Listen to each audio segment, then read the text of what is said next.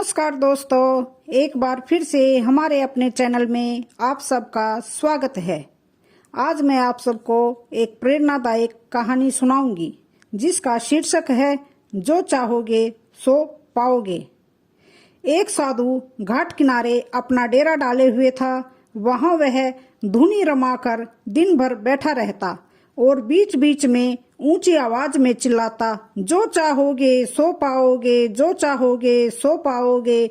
उस रास्ते से गुजरने वाले लोग उसे पागल समझते थे। वे उसकी बात सुनकर अनसुना कर देते और जो सुनते वे उस पर हंसते थे।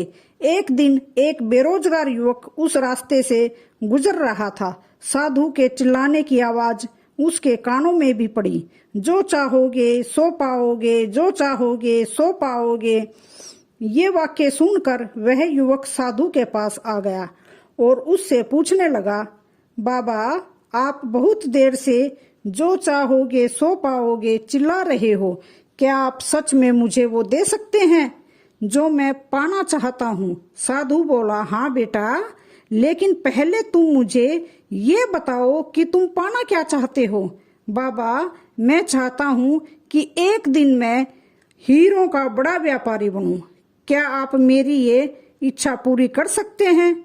युवक बोला, बिल्कुल बेटा, मैं तुम्हें एक हीरा और एक मोती देता हूँ, उससे तुम जितने चाहे हीरे मोती बना लेना। साधु बोला।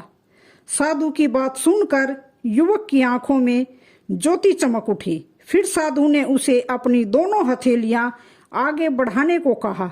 युवक ने अपनी हथेलियां साधु के सामने कर दी।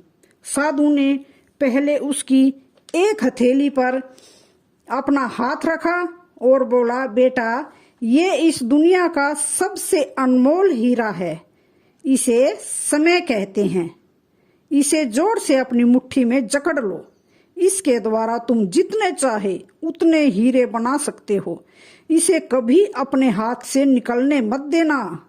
फिर साधु ने अपना दूसरा हाथ युवक की दूसरी हथेली पर रख कर कहा, बेटा ये दुनिया का सबसे कीमती मोती है, इसे धैर्य कहते हैं।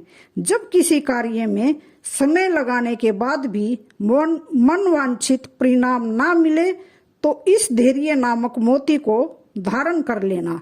यदि यह मोती तुम्हारे पास है तो तुम दुनिया में जो चाहोगे वो ही हासिल कर सकते हो।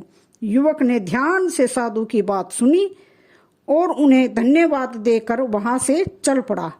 उसे सफलता प्राप्ति के 2 गुरु मंत्र मिल गए थे। उसने निश्चय किया कि वह कभी अपना समय व्यर्थ नहीं गंवाएगा और सदा धैर्य से काम लेगा। कुछ समय बाद उसने हीरे के एक बड़े व्यापारी के यहाँ काम करना शुरू कर दिया। कुछ सालों तक वह दिल लगाकर व्यवसाय का हर गुण सीखता रहा और एक दिन अपनी मेहनत और लगन से अपना सपना साकार करते हुए हीरे का बहुत बड़ा व्यापारी बन गया। तो दोस्तों, इस कहानी से हमें यह सीख मिलती है कि अपना लक्ष्य प्राप्ति के लिए सदा समय और धैर्य नाम के हीरे मोती अपने साथ रखें। अपना समय कभी व्यर्थ न जाने दें और कठिन समय में धैर्य का दामन ना छोड़ें। सफलता अवश्य मिलेगी। दोस्तों, आपको ये कहानी कैसी लगी हमें कमेंट में लिखकर जरूर बताना और हमारे चैनल को लाइक, शेयर और सब्सक्राइब जरूर करें। धन्यवाद।